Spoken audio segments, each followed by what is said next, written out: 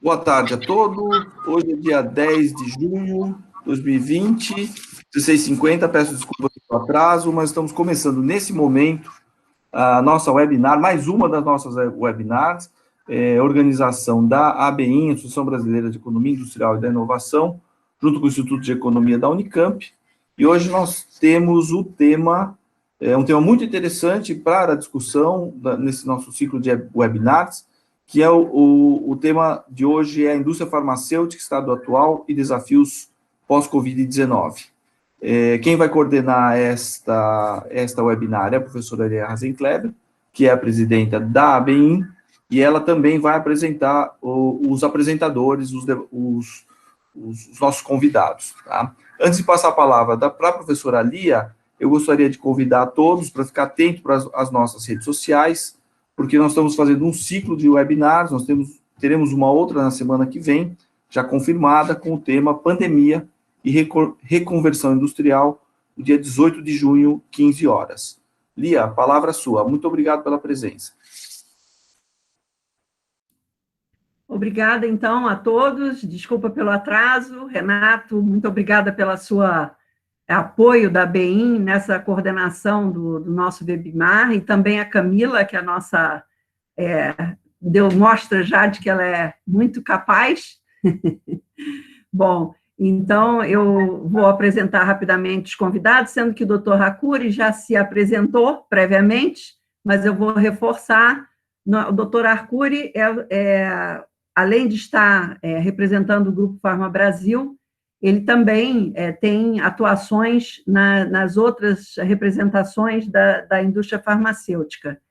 E o convite a ele foi feito porque nós temos feito bastante interrelacionamentos em várias oportunidades, e eu acho que tem sido sempre um debate muito profícuo nesse sentido que ele falou, né?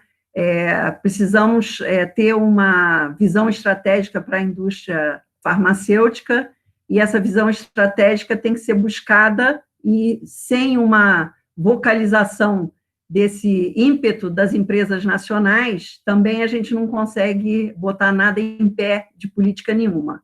Então, eu acho que a presença dele aqui é muito importante para nos mostrar como é que as empresas estão procurando vocalizar essa visão estratégica para a indústria farmacêutica, que já era necessária sem pandemia e agora se torna mais necessária ainda. E a outra convidada é a professora Júlia Paranhos, minha colega no Instituto de Economia. Atualmente eu só estou pesquisadora lá, mas continua sendo minha colega, e que fez, já desde a sua tese de doutorado, estudos aprofundados sobre a indústria farmacêutica.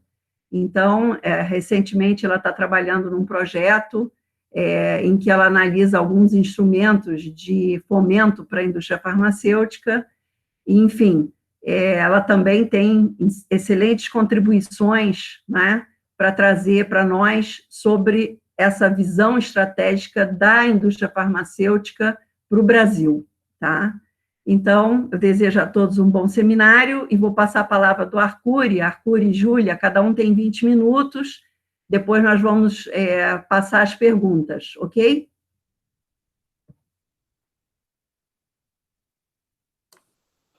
Doutor Arcuri, o seu microfone está desativado. Não, agora. É porque as barras todas são diferentes até achar.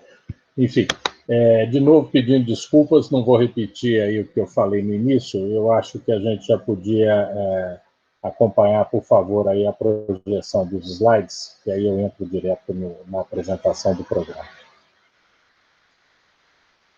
Bom, essa é a ideia básica, quer dizer, demonstrar que a indústria de medicamentos, na sua cadeia inteira, é estratégica para a defesa do Brasil no seu sentido mais amplo, né? E aí a gente faz um pequeno recorrido histórico, né? Pode passar. Nos anos 70 e 80, pode passar, o que nós tivemos foi isso, que é parte de outras coisas que foram feitas no período, quer dizer, você não tinha patente de medicamentos, você tinha uma economia extremamente fechada, houve uma busca de começar a preparar uma política mais sistemática, tanto de medicamentos quanto da produção de IFAs no Brasil. Muitos erros, alguns acertos, mas criou uma experiência importante no Brasil da produção da base da cadeia produtiva, né? E dessa experiência tivemos o que hoje é um ponto de partida que eu considero relevante para a produção de IFAs em maior quantidade e de maior complexidade no Brasil. Pode passar. Depois nós tivemos também, não preciso ficar pontuando demais isso, os choques do início da década de 90, que, na prática, desestruturaram todos os programas mais sistemáticos voltados para o início da cadeia e transformaram, assim como no resto do mundo, o país num país extremamente dependente para a aquisição de princípios ativos, intermediários de síntese, eventualmente até os materiais de partida da Ásia, né? Índia primeiro e China, com as consequências que nós conhecemos disso. Pode passar, por favor. Isso. E aí, também eu não vou ficar, enfim, vocês conhecem, estudaram isso muito melhor do que eu. O que resta disso aí, no fundo, é um déficit crônico na balança comercial de IFAs e a necessidade de a indústria farmacêutica nascente, se adequar a isso, né? O que eu acho que é importante, podemos passar para o próximo slide, é que no outro lado da cadeia, pode passar isso, no outro lado da cadeia, nós tivemos coisas positivas, quer dizer, houve um conjunto de políticas públicas que foram bem desenhadas e bastante bem aplicadas, né, com todas as vicissitudes que políticas públicas têm na sua aplicação no Brasil, mas elas foram, enfim, eficazes, né, e muito eficazes porque houve um fenômeno, que aí obviamente não depende nada do governo, mas que essas políticas públicas encontraram uma geração de empresários, de empreendedores brasileiros que, primeiro, queriam expandir as suas indústrias, né? Quer dizer, ou era ainda a primeira geração dos construtores dessas empresas, ou já era o início de uma segunda geração, mas de herdeiros que quiseram não só continuar, mas que assumiram uma postura que no Brasil está cada vez mais rara, que é de realmente ter foco na empresa, né? Eu tenho convivido com esses empresários, alguns deles, e é impressionante, porque é gente que podia, enfim, já ter vendido o negócio há muito tempo, ou ter simplesmente feito uma administração profissional, mas são pessoas que estão nos escritórios, estão nas fábricas, todo dia. E isso fez, a meu juízo, uma conjunção muito virtuosa para o Brasil, pode passar, que foi a criação, pode passar esse também, de uma indústria farmacêutica muito, muito importante, né? Então, se a gente rapidamente vem para o nosso momento atual, o que a gente tem, né? Os dados que demonstram isso aí. O Brasil é profundamente dependente das importações de princípios ativos, é um vetor que cresce e não decresce. O que tem de exportação é muito, muito pequeno, não há nenhuma modificação.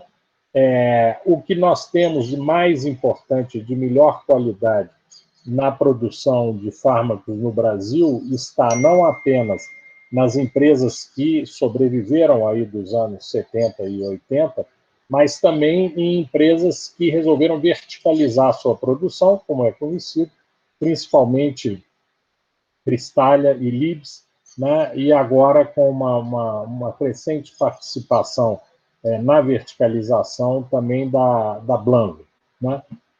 Não muito diferente disso, os próprios Estados Unidos, que são o cerne da indústria farmacêutica mundial, viveram a mesma circunstância e estão vivendo as mesmas dúvidas que nós aqui, quer dizer, como reduzir a vulnerabilidade, como voltar a ter um pouco mais de soberania sobre esses elos principais e iniciais da cadeia e, consequentemente, você ter uma segurança maior em relação ao suprimento de medicamentos. Próximo slide, por favor.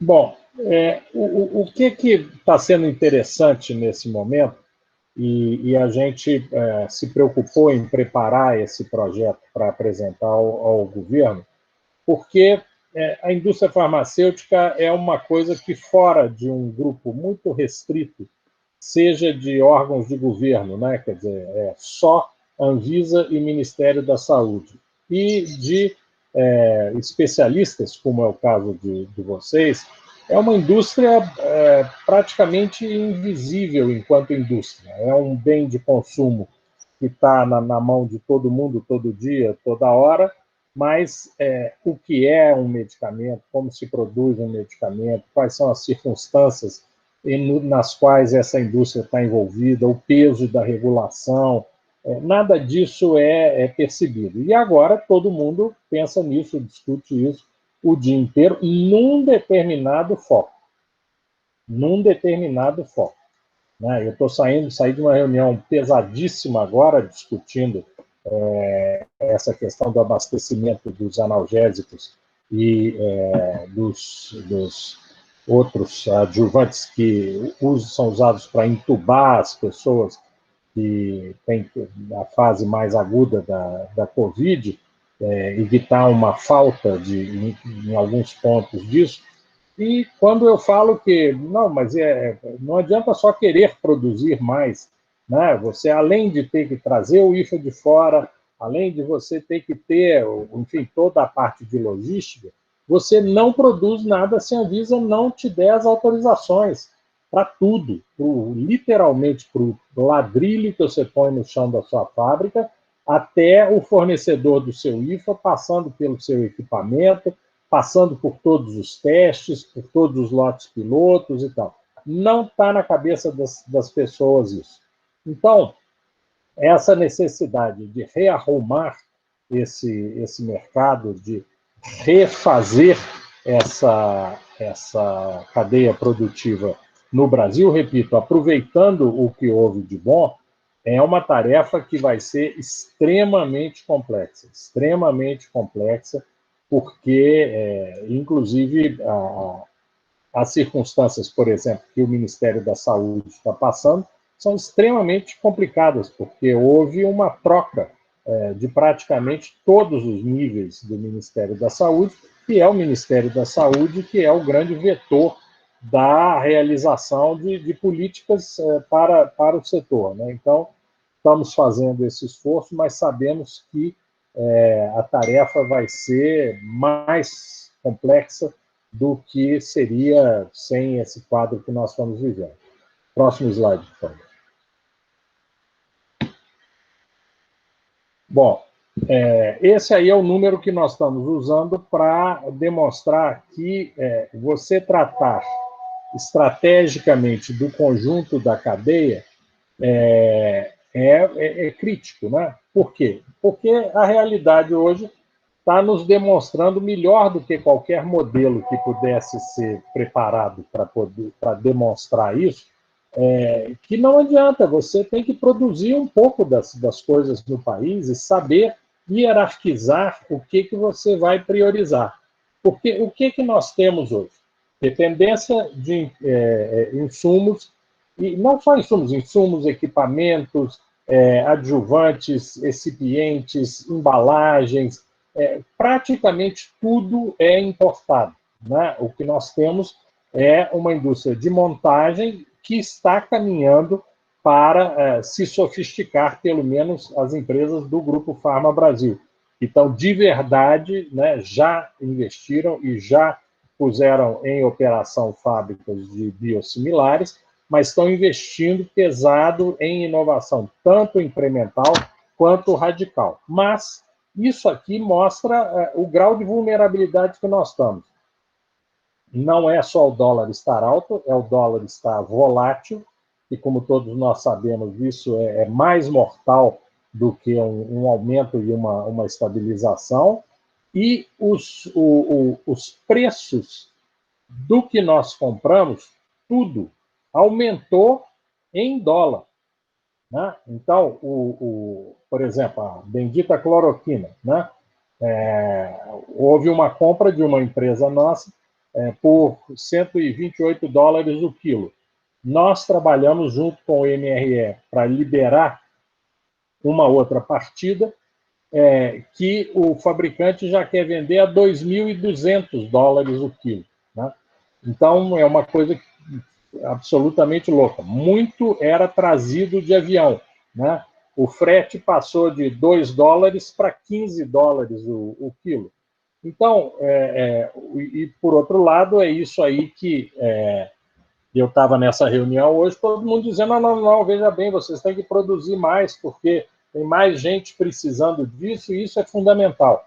E aí, na hora de você explicar o que é produzir um medicamento, as pessoas ficam achando que não, você está exagerando, não é bem isso, veja bem, é só ter boa vontade, é só querer, nós precisamos, as pessoas estão morrendo, não sei o quê. E aí fica um quadro completamente kafkiano, né? Porque você está submetido a legislações que, entre outras coisas, dizem que, por exemplo, você falsificar medicamento é crime hediondo, e as pessoas dizem, não, você dá um jeito, se você quiser eu mando lá um avião, pega, você faz aqui rapidinho e tal. E a Anvisa, por outro lado, sendo profundamente atacada por projetos de lei e tentativas de fazer com que qualquer medicamento possa ser importado sem controle da Anvisa e vendido no mercado nacional, o que, além de ser uma loucura, é uma coisa que mata pessoas, né?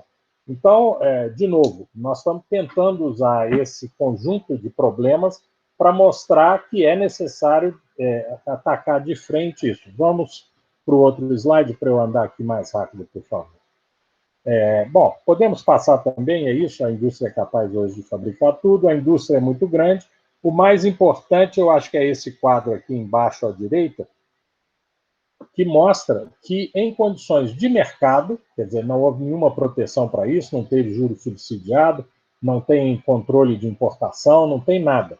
Né? As multinacionais estão abrindo o mercado, por um lado, porque não querem produzir isso dito publicamente na imprensa. Né? Não estou dando nenhuma informação, nem de estudo. Né? Isso é declaração dos CEOs de várias dessas empresas no Brasil, dizendo, não vamos mais produzir no Brasil, porque o nosso portfólio ficou velho, e o portfólio novo está concentrado em outros lugares, e nós vamos simplesmente importar. E a questão, como eu disse lá atrás, de empresários que resolveram, entre aspas, comprar políticas públicas, como foi o caso dos genéricos, como foi o caso da produção de antirretrovirais, agora a produção de anticorpos monoclonais, e com isso eles se transformaram nas 6 maiores entre as 10 primeiras no mercado brasileiro. O que mostra isso, quer dizer, estamos fazendo uma proposta de dinamizar uma base produtiva sofisticada e muito sólida. Próximo, por favor. Um pouco aí, enfim, esses dados eu acho que todos têm aí, quer dizer, as indústrias nacionais, não só as da Pharma Brasil, vendem cada vez uma quantidade maior do que é de alto consumo e baixo custo. Né? As multinacionais continuam vendendo tanto o que são ainda os medicamentos de referência, que têm um peso muito grande, mesmo que sejam mais antigos, quanto vendem principalmente isso, inovações incrementais, e aí, obviamente, os patenteados, e nisso aí é muito o peso dos anticorpos monoclonais e as outras terapias que estão vindo. Podemos passar.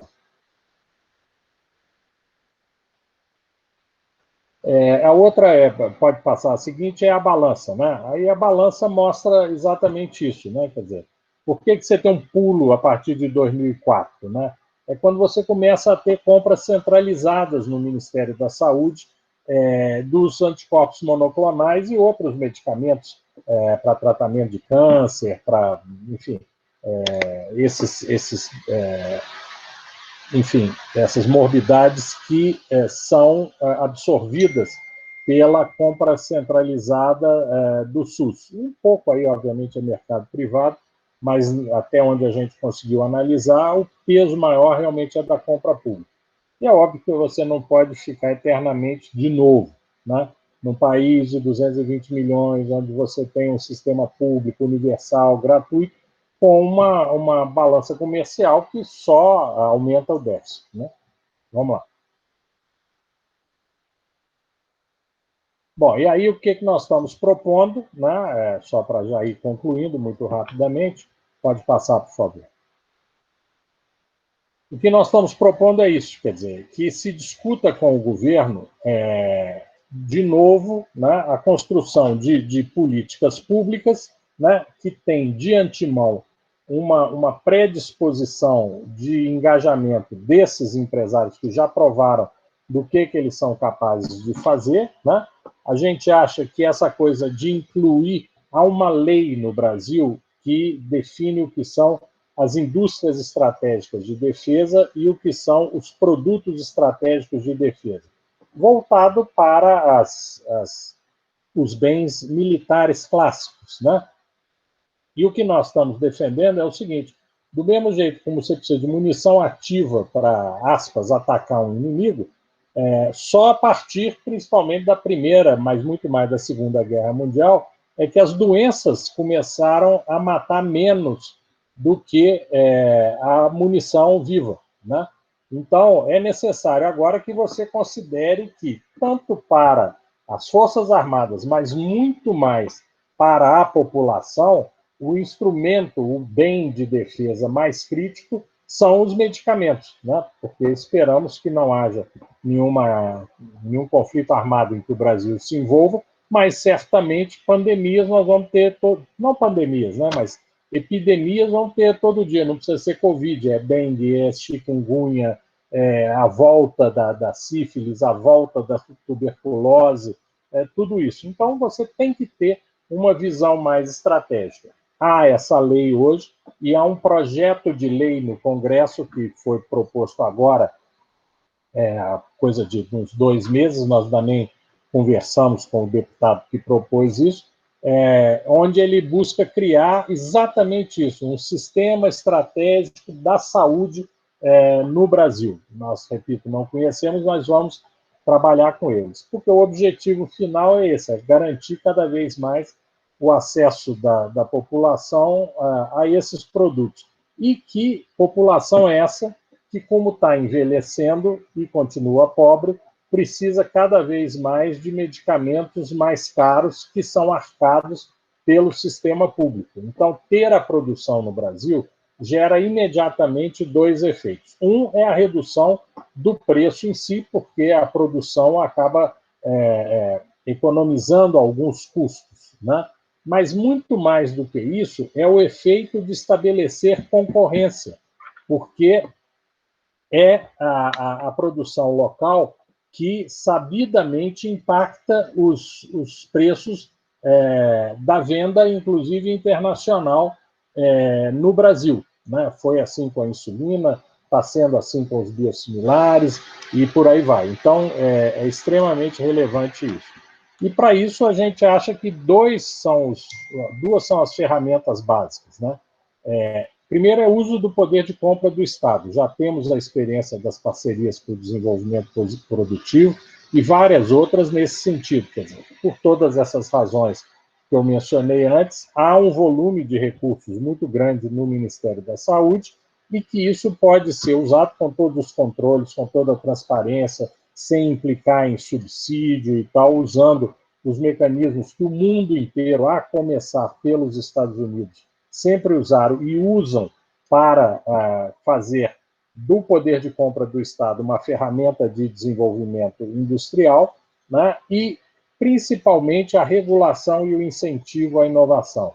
Quer dizer, é mais importante você ter uma regulação ágil, transparente, moderna, eficiente, articulada com o setor produtivo, do que você ter subsídio para esse setor, né? A regulação pesa muito mais.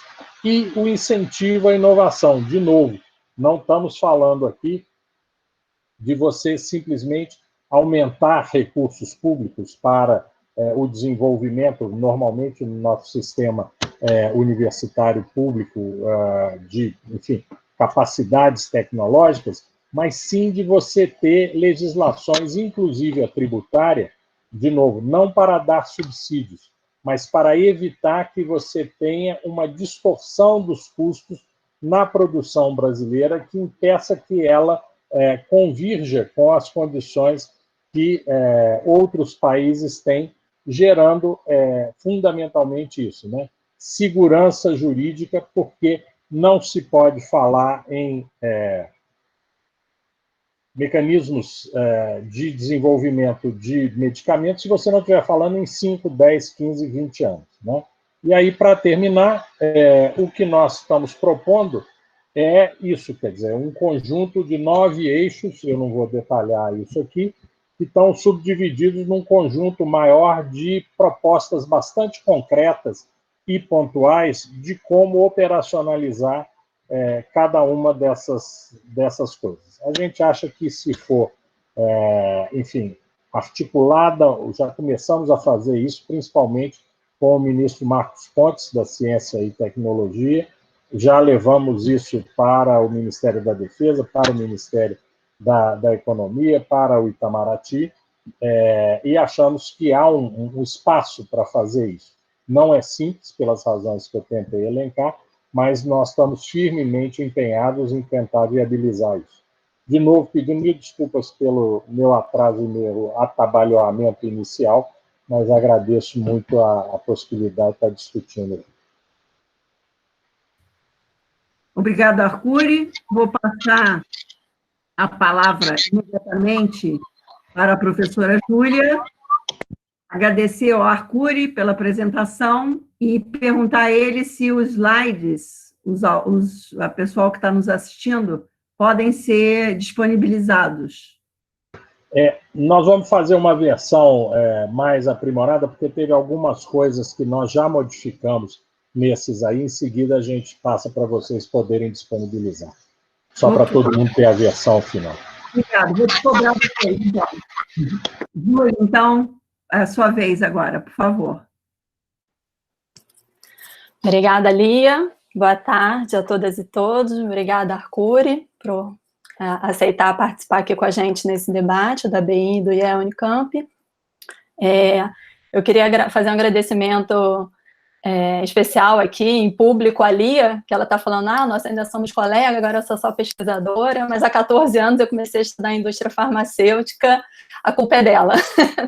E foi uma grande alegria seguir esses anos todos trabalhando com ela e entrando aí para conhecer mais essa indústria que realmente tem muita coisa interessante e importante para a sociedade, como a gente está vendo agora.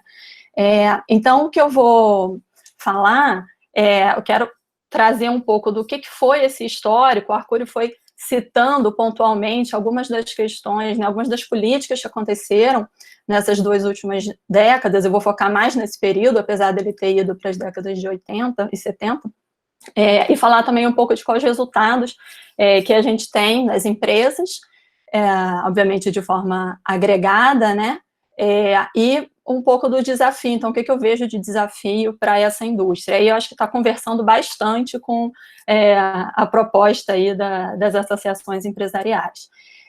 Então, deixa claro que entre 2003 e 2016, né, a gente tem uma série de políticas e instrumentos para o desenvolvimento da indústria farmacêutica no Brasil.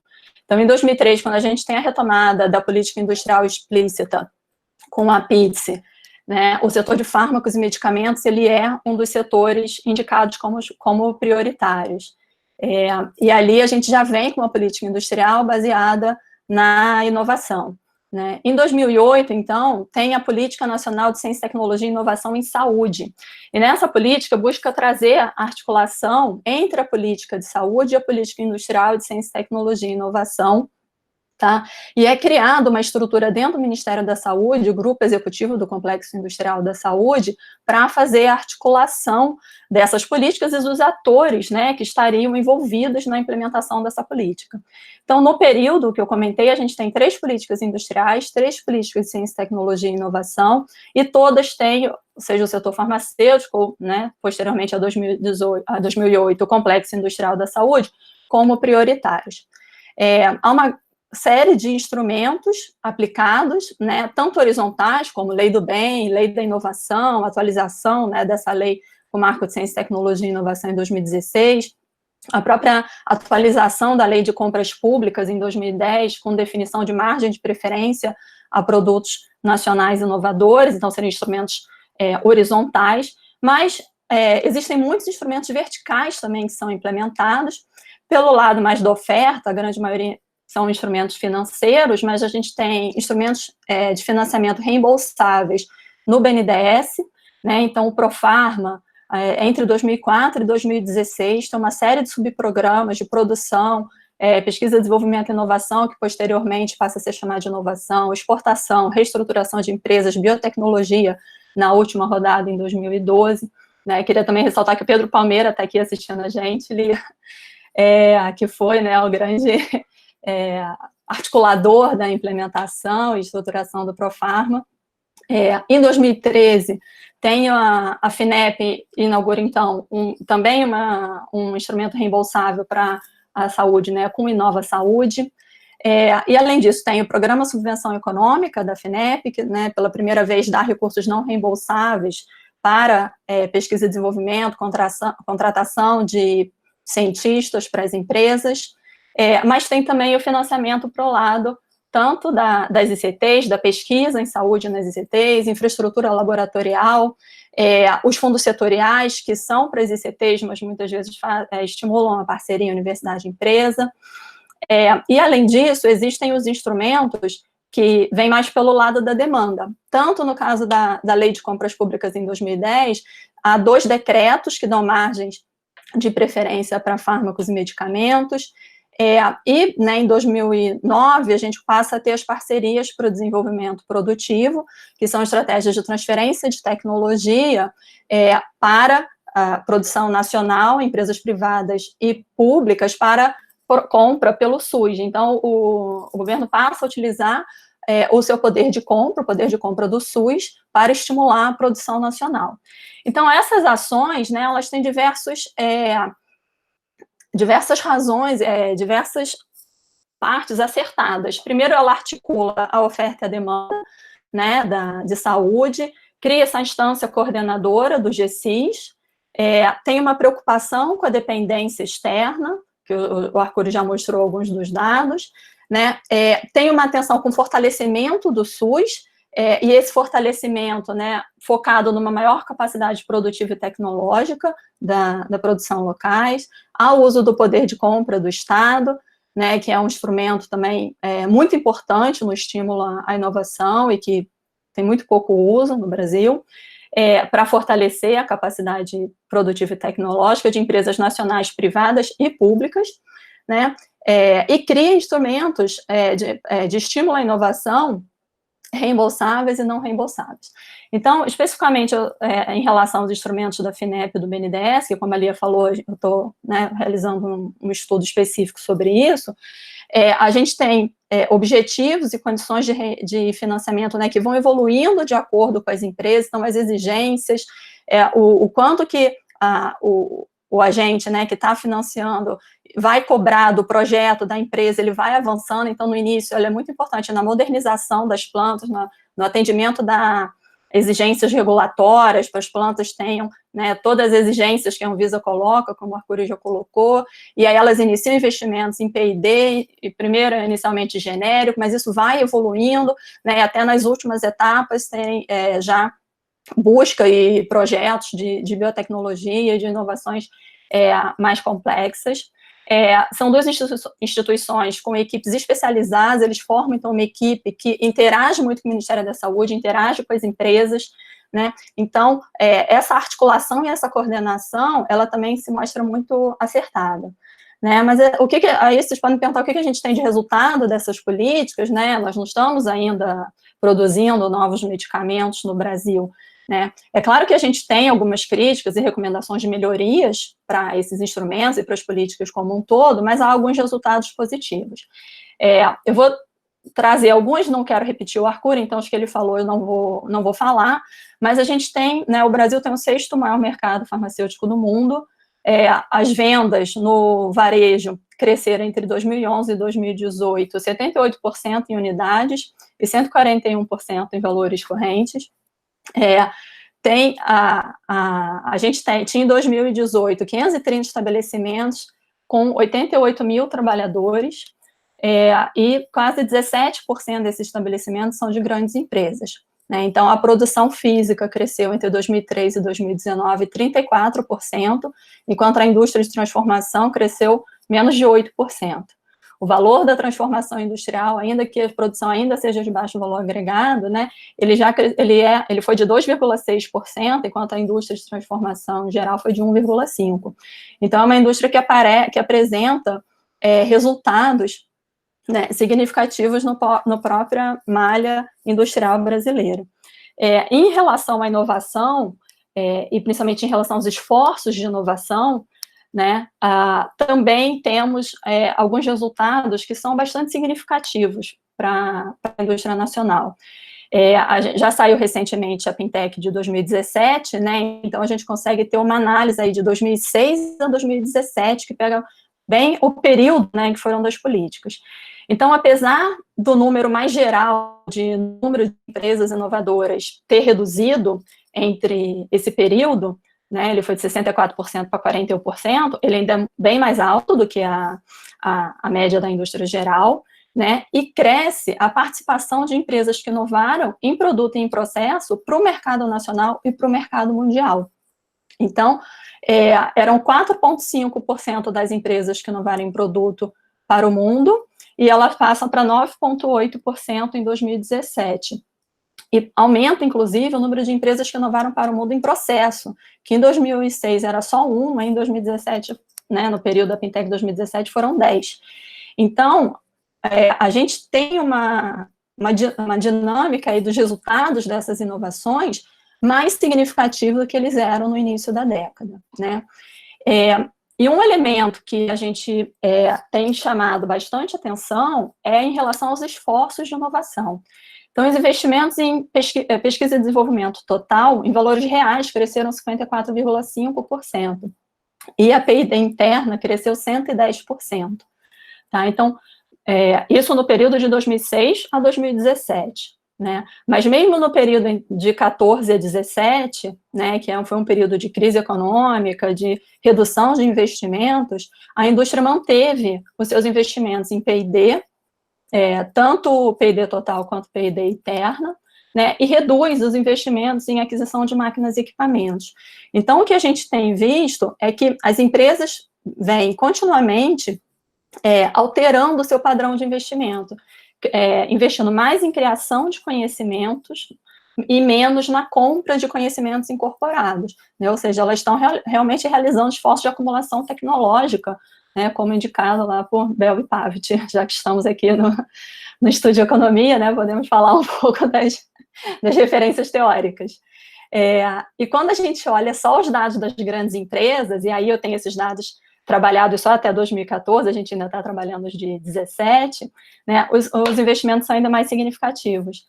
Nas atividades inovativas em geral, as empresas investem 7% da sua receita líquida de vendas, na P&D, 5,8%, e 27% das empresas inovadoras usaram o financiamento, o financiamento público, né, nas suas atividades internas de P&D. Tá?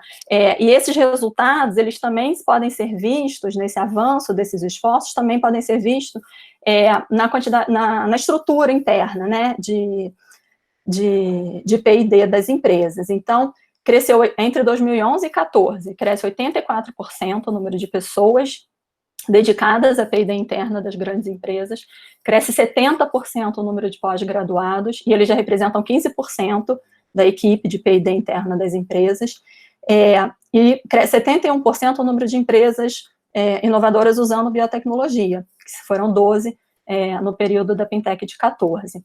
Né? Além disso, a gente tem visto também nas nossas pesquisas de campo, várias delas feitas com essas grandes empresas, né, parcerias com instituições científicas e tecnológicas, criação de comitês internos das empresas para identificar essas pesquisas, identificar possibilidades de projetos e parcerias. 2 delas, inclusive, tinham parcerias com empresas no exterior, criação de departamentos de inovação radical, né? Então, o Arcuri mencionou que as empresas fazem mais inovações incrementais, mas algumas já estão avançando para radical, a gente também identificou isso nas nossas pesquisas, né? Então, buscando parceiros para co-desenvolvimento, licenciamento, desenvolvimento de parcerias científicas. Então, as empresas estão também se estruturando internamente, buscando parceiros para realizar essas atividades, né? E, além disso, elas estão, ainda que de forma incipiente, mas já avançando na sua internacionalização, tanto para acessar mercado, que em geral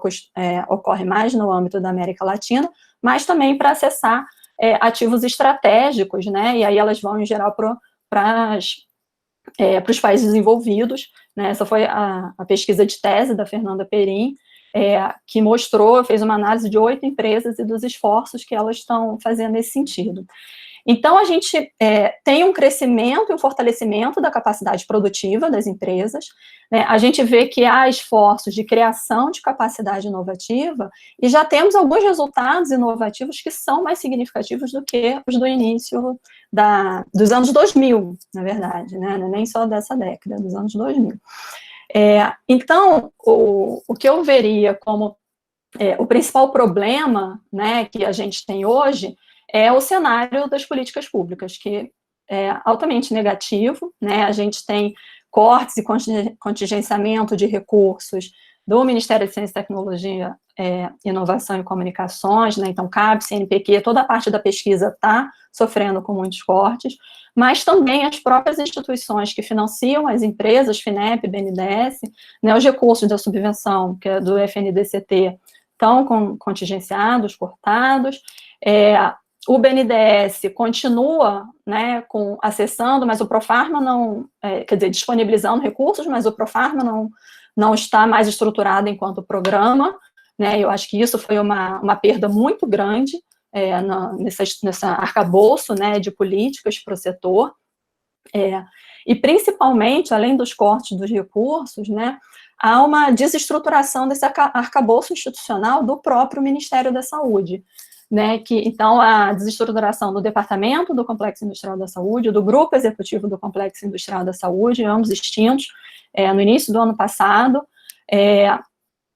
então você perde essa articulação das políticas industriais, ciência, tecnologia e inovação, de saúde, né, e dos instrumentos específicos para o setor.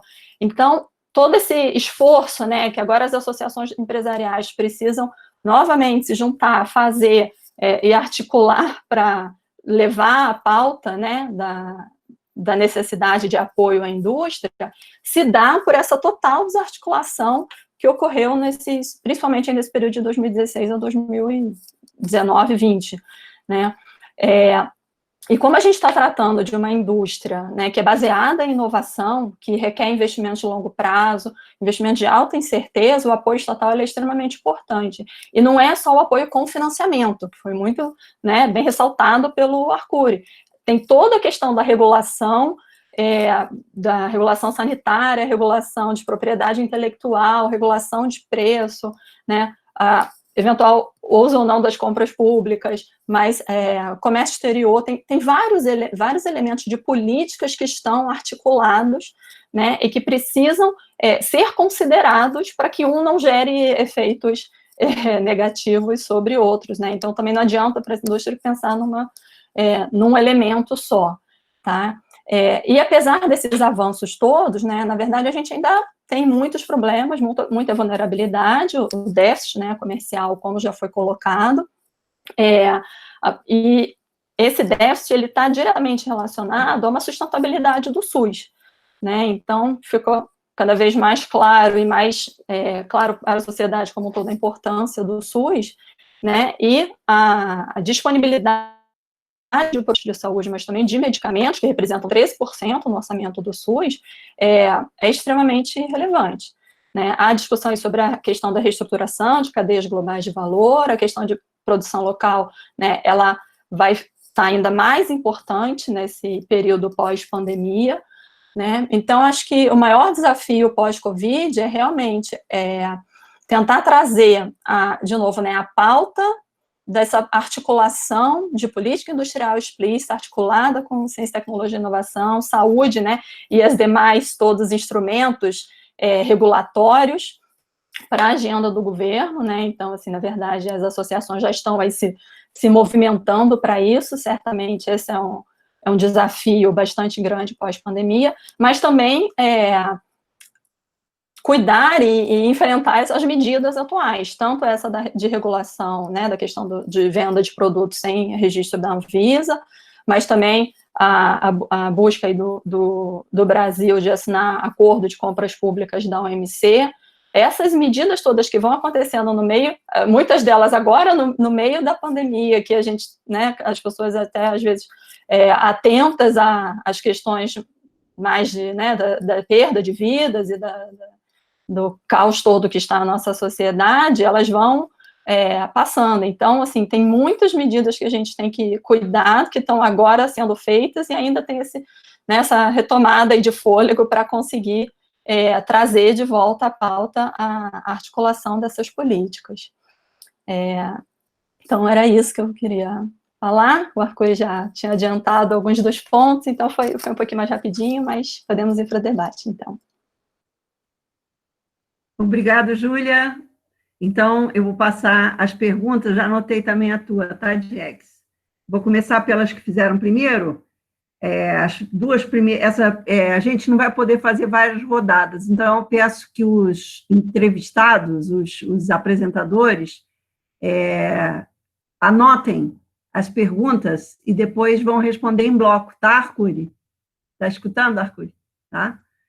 Então, uma primeira pergunta, eu vou fazer em duas partes, que é da Marina de Oliveira, qual a importância do backlog e do programa de resolver o backlog que está instalado no INPI para o desenvolvimento dessas atividades que você está propondo para o futuro da indústria farmacêutica, né?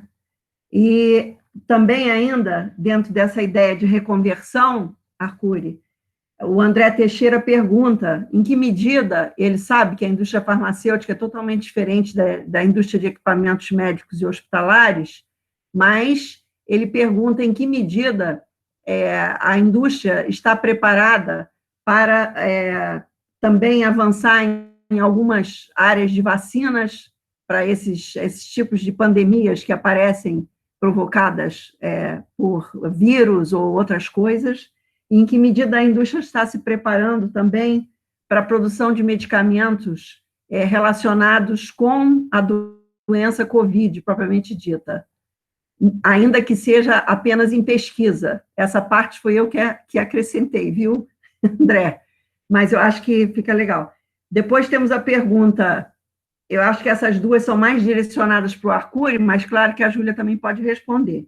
As outras duas, eu acho que são direcionadas aos dois palestrantes, uma do Célio, junto com a Poliana, qual o balanço crítico, né? A Poliana escreveu um trabalho sobre parcerias de desenvolvimento produtivo, e ela quer saber de vocês dois qual o balanço crítico que vocês fazem desse programa de parcerias para o desenvolvimento produtivo, que avanços ele trouxe e que limitações ele tem, né? E explicar também por que essa redução das parcerias, ou, vamos dizer assim, a quase inatividade das parcerias de desenvolvimento produtivo no momento atual. E, depois eu tenho a pergunta do Diegues. O Diegues faz uma pergunta, que eu também acho que é tanto para o Arcuri quanto para a Júlia, que é o seguinte: dada a informação que o Arcuri nos trouxe da internacionalização generalizada da indústria farmacêutica, inclusive nos Estados Unidos, que é um dos principais competidores, 72% dos seus fornecedores estão instalados fora dos Estados Unidos, né? Isso não seria o resultado de uma comoditização dos IFAs? Primeira pergunta. E segundo, né, se não, os IFAs são ainda importantes para agregar valor à indústria, ou outros serviços e mais as atividades de P&D são mais relevantes? Eu queria acrescentar um ponto a isso, chamando a atenção o seguinte: o IFA é a nova molécula, né? E claro que essas novas moléculas, elas têm, claro, quando perde a patente, elas vão sendo comoditizadas e vários países aproveitaram isso, né? A China e a Índia, para produzir em larga escala, que não foi o caso do brasileiro, né?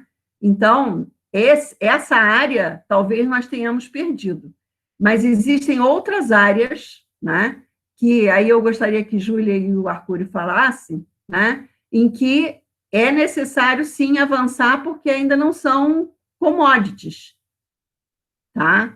E é claro que eu acho também relevante, na sua pergunta, o fato de que tem a questão da pesquisa e desenvolvimento, que é muito relevante, né? E aí tem o professor Eliese Barreiro, que defende a pesquisa e desenvolvimento na área da química medicinal, e daí ele fala, inclusive, da necessidade de reestruturação dos currículos, para que os nossos alunos sejam capazes de ir para a indústria e trabalhar com química medicinal, que, na verdade, já está pensando o IFA voltado para aplicação na indústria farmacêutica, tá?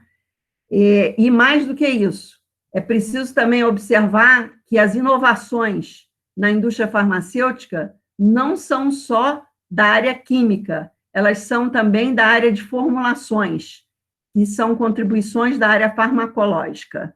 Então, eu gostaria de passar a pergunta ampliada com os meus comentários para os meus convidados. Obrigada. Arcuri, primeiro? Não, ladies first. Então, Júlia... A Júlia escolhe e eu respondo o que não for respondido por ela. Tá. Bom, como as duas primeiras foram mais direcionadas, acho, para o Arcuri, eu vou começar com a do Célio e da Poliana, sobre os PDPs, depois eu posso falar um pouquinho sobre propriedade intelectual.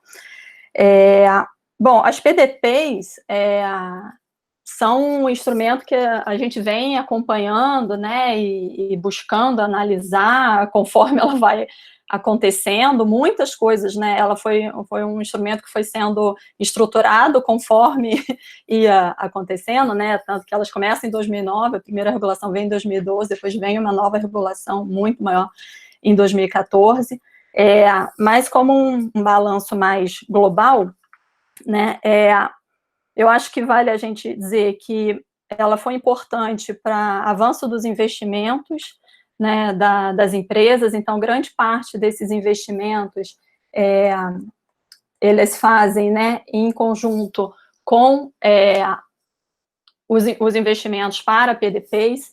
Então, a gente tem aqui um recurso, os dados, né, da nossa análise, de empresas, agora não estou conseguindo olhar exatamente o texto, daqui a pouco eu olho, de quantas, das empresas, né, que a gente conseguiu ver que tinha FINEP, BNDES, mas também tinham PDP, então há uma combinação, né, de uso desses instrumentos para ampliar os investimentos das empresas, elas passam a investir mais em biotecnologia, né, então entram numa nova trajetória tecnológica, então acho que isso é um fator bastante positivo das PDPs, né? Ele tem um olhar para os laboratórios públicos, ainda que com algumas críticas aí, né, de uma fórmula desarticulada, tem alguns laboratórios que têm muitas parcerias, outros não, então tem aí uma discussão sobre qual a capacidade dos laboratórios públicos de realmente absorver essas tecnologias que seriam transferidas. A parte toda de acompanhamento e transferência dos processos e transparência dos acordos é difícil, né, não é muito claro, então é difícil um pouco a gente acompanhar e saber exatamente as etapas, mas o que a gente sabe, pelo menos olhando os dados mais globais das empresas nacionais, é que foi um importante estímulo para esses investimentos em inovação e esses avanços que eu comentei. Então, eu acho que grande parte desses resultados positivos dos esforços de inovação, inclusive nos períodos que se mantém ali pós, né, quando começa a crise econômica, elas são estimuladas e puxadas pelas PDPs.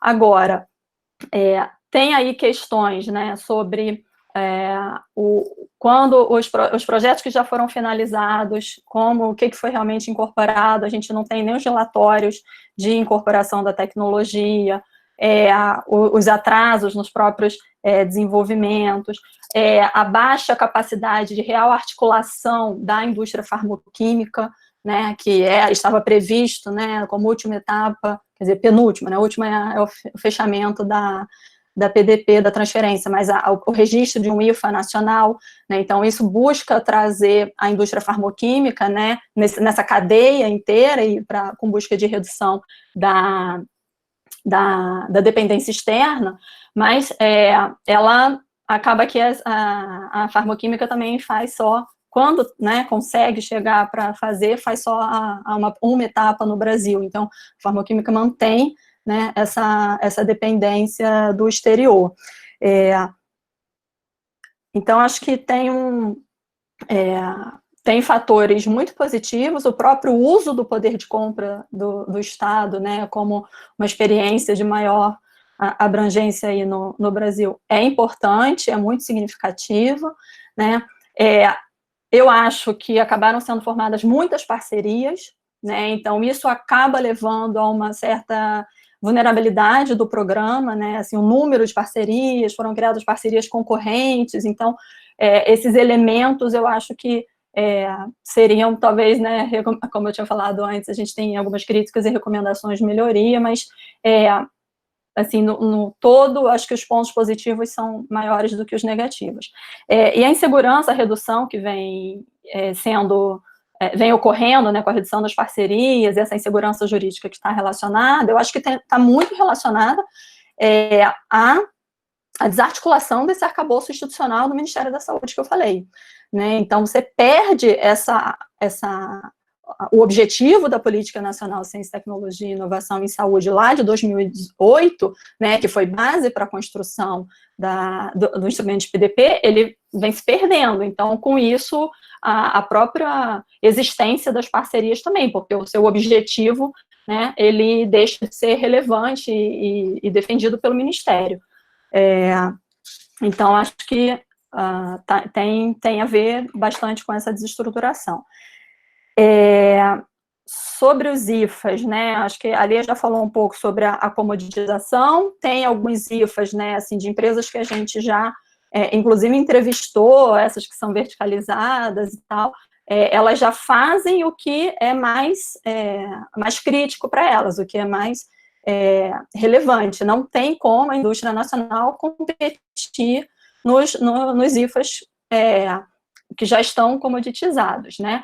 Mas tem áreas, tem inclusive a própria área de biotecnologia, né, para se avançar, e o desenvolvimento dessa área, e também, principalmente no caso do Brasil, a área de fitoterápicos, né? Eu acho que também é uma alternativa. A gente tem uma regulação nova em 2015, mas todo o sistema que foi criado e as etapas de autorização e tudo ainda é bastante complexa e confusa e com alguns problemas, mas é uma área que é pouco explorada no Brasil, e que a gente, né, somos um país mega diverso, temos uma capacidade, eventualmente, aí de poder avançar nessa área também. Então, eu acho que, assim, a gente tem por onde, né, buscar outras fontes de inovação, a gente tem as outras inovações que não são só relacionadas ao IFA, como a Lia falou, e a gente tem alguns IFAs, mas aí de novo, a definição do que é estratégico, né, tanto para empresas, mas também para o país, né, então essa conversa, essa articulação de quais as necessidades do país e o que precisa, né, ter produção nacional, ela tem que ser feita junto com o governo, não pode ser também só uma decisão das empresas. Então, acho que respondo um pouco. Ok, Júlia. Eu vou passar para o Arcuri. Arcuri, você está por aí? Mas antes, eu queria registrar 2 últimas perguntas, que vai ficar para o Arcuri responder também. Uma é em relação justamente à regulação de preços e o entendimento dos vários órgãos afetos à indústria farmacêutica do que é inovação radical e inovação incremental, inclusive no INPI e na Anvisa. Então, essa é uma questão que é atrapalhada, e essa questão foi o Ricardo Ruiz, do CDPLAR, que trouxe, tá? Por outro lado, tem uma pergunta também, que esforços necessários, né, deveriam ser feitos para fortalecer o nosso Sistema Nacional de Inovação. Ok, Arcuri? Você agora está com a palavra. Acho que o Arcuri saiu. Eu não estou vendo ele aí. Está vendo, Camila, o Arcuri?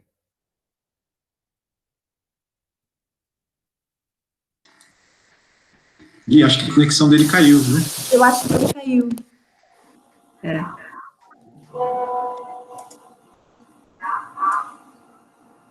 Se a Júlia quiser completar. Quer completar? Do Ruiz sobre a inovação radical e incremental? Essa bagunça? Essa tá brava, né, Lia? Essa a gente está enfrentando, tentando aí essa discussão realmente, porque a regulação de preços, ela é confusa, né, em relação a isso, ela mistura a questão de nova molécula com... Eu agora não vou ter aqui de cabeça qual é exatamente a categoria, né, mas ela faz uma confusão grande em relação a ter patente e ser radical ou não ter patente. Então, seria até bom, pena que o Arcuri caiu, porque tem um movimento da indústria aí, né, para essa discussão sobre a definição do preço de inovações incrementais, porque a principal discussão, né, e ponto que eles chamam atenção é porque, às vezes, eles fazem inovações, né, que são combinações, que não são novas moléculas, mas que estão trazendo uma inovação, e que a tendência da CMED, que é a Câmara de Medicamentos, é definir o preço simplesmente das substâncias que estão ali, que eventualmente são substâncias menores, mas que combinadas trazem melhorias e tudo mais. Então, a defesa da indústria já vem há alguns anos, quer dizer, a briga da indústria, né, com a questão da CMED vem há alguns anos já nesse sentido, de buscar o entendimento da CMED para dar preço a esforços das empresas, aos esforços tecnológicos das empresas de trazer esses medicamentos com modificações tecnológicas, mas que nem necessariamente sempre vai ter uma nova patente. Não sei se a Lia depois quer complementar um pouco. Mas e sobre o fortalecimento do Sistema Nacional de Inovação, eu acho que a retomada dessas políticas, ela né, é um pilar essencial, né, para isso, mas lembrar também da importância dos atores que estão, né, envolvidos, né? Então, a gente está falando aí da empresa no processo de inovação, mas todos os atores que estão articulados a elas, que aí a gente vai falar, né, as ICTs, as agências reguladoras, as agências financiadoras, todas as instituições também que estão colocadas, e lembrar também das demandas da sociedade, né? E quando a gente está falando da indústria farmacêutica, da saúde, as demandas são muitas, né? A gente, nesse projeto, tentou fazer um levantamento das prioridades de saúde, das necessidades colocadas, e é realmente uma complexidade muito grande. Então, é preciso muita articulação, muita interdisciplinaridade, né, para a construção disso. Então, olhar sempre o papel das demandas sociais é relevante. Aí, se eu puder só rapidamente falar sobre a questão do backlog, né, o backlog é o atraso, né, é o montante de patentes que estão para serem analisadas no NPI, e que demoram, no caso da indústria farmacêutica, sendo a área que mais leva tempo a análise do NPI, 13 anos para ser analisada, né, em média. Isso acaba com que o programa do backlog, né, um programa que o NPI estabeleceu para buscar reduzir essas estratégias, mas até dezembro do ano passado, os dados apresentados num evento da Abifina ainda não tinham efeitos muito relevantes sobre o backlog da indústria farmacêutica, e as nossas análises preliminares acham que realmente ainda tem que esse movimento ainda não é suficiente, principalmente para análise, porque várias das estratégias que eles colocam já eram feitas, né? Mas é um ponto muito relevante para a indústria nacional, porque a gente tem um dispositivo na lei que, né, inclusive está com um projeto de uma ação de inconstitucionalidade no STF, e está novamente agora nas notícias, porque há 2 semanas, 1 ou 2 semanas, voltou, foi colocada em pauta, acabou não entrando em votação, mas está para ser colocada em pauta, que é a inconstitucionalidade do parágrafo único do artigo 40, que o artigo 40 define qual é a vigência das patentes, que é de 20 anos de acordo com o acordo internacional, o TRIPS, mas o Brasil tem esse parágrafo único que dá pelo menos 10 anos de vigência das patentes. Então, como o atraso do NPI leva, eventualmente, a concessões 13 anos após o depósito, as patentes passam a ter 23 anos. E a gente tem, na verdade, patentes que chegam a quase 30. Então, a gente, ano passado, fez um estudo com 9 medicamentos de compra centralizada do SUS. Um deles tinha uma patente que vai ficar 28 anos em vigência, né? E somente nesses 9 medicamentos, o custo potencial da extensão dessas patentes pode chegar a 3,9 bilhões de reais. Ou seja, né, a gente vai estar pagando o preço de medicamento patenteado quando no mundo esses produtos já estarão disponíveis concorrentes genéricos. Então, sem dúvida, a questão da propriedade intelectual é extremamente relevante nessa estratégia de desenvolvimento da indústria nacional também. Ok, Júlia, muito obrigada. O Reginaldo acaba de me mandar um e-mailzinho dizendo que ele ficou sem energia. Ele deve estar lá, isolado em algum canto.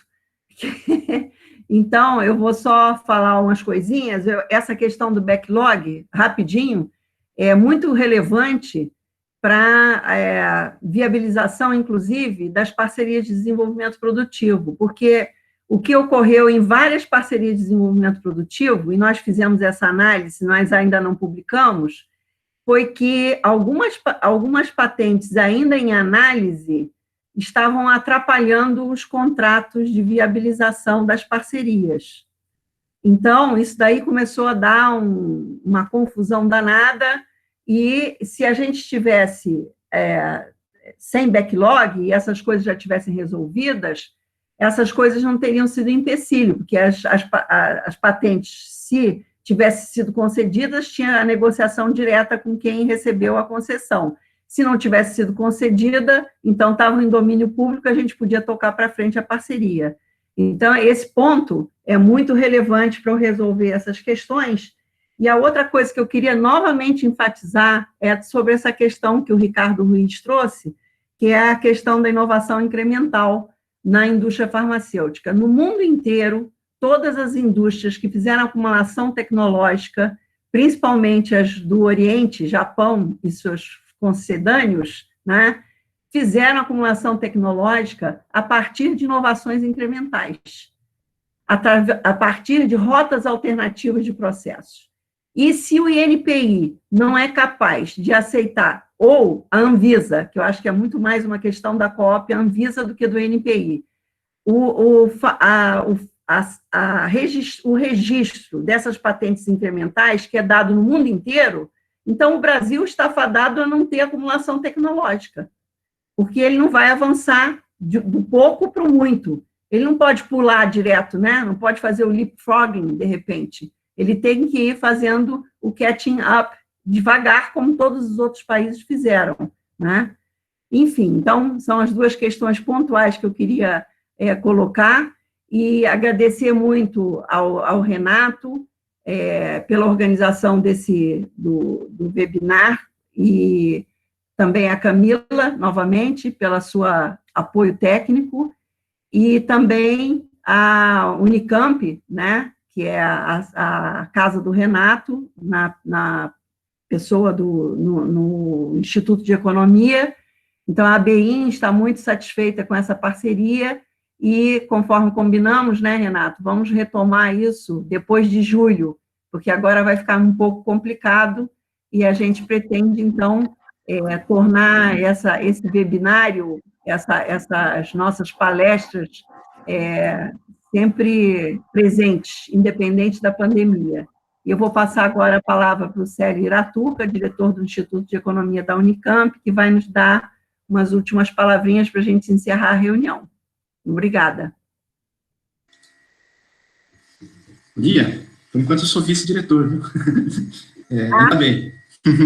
Não, eu estou só aproveitando aqui a possibilidade de encerrar aqui, né, para agradecer, obviamente, a ABIN, a Júlia e a doutora Arcuri pela participação, né, mas simplesmente também para mandar um abraço para tanta gente, tantos amigos que a gente vê aqui online, né, participando dessa reunião, infelizmente uma reunião remota, né, mas enfim, vários colegas que, enfim, participam muito das várias discussões que a gente tem feito, né, e acho que, enfim, dizer que a gente continua cumprindo o nosso papel, e nesse caso, no caso da indústria farmacêutica, né, Lia, a gente tem que continuar insistindo, né, aproveitando os espaços que existem, para não deixar aquilo que foi construído com tanto esforço, por mais que, como, né, a própria Lia e a própria Arcuri deixaram registrados, né, com ainda muita coisa para ser construída aí, né, ser construída ainda, para não deixar esse esforço ser jogado totalmente por terra, né? Nesse sentido, enfim, acho que todos aqueles que estudam economia industrial têm um papel importante aí para, no momento que for possível, né, ajudar a reconstruir os canais possíveis de um sistema de saúde que depende, evidentemente, de uma estrutura produtiva e tecnológica mais avançada. Tá? Então, é isso, um abraço a todo mundo. Obrigado de novo, Lia. Obrigada a todos, obrigado, até logo para todos.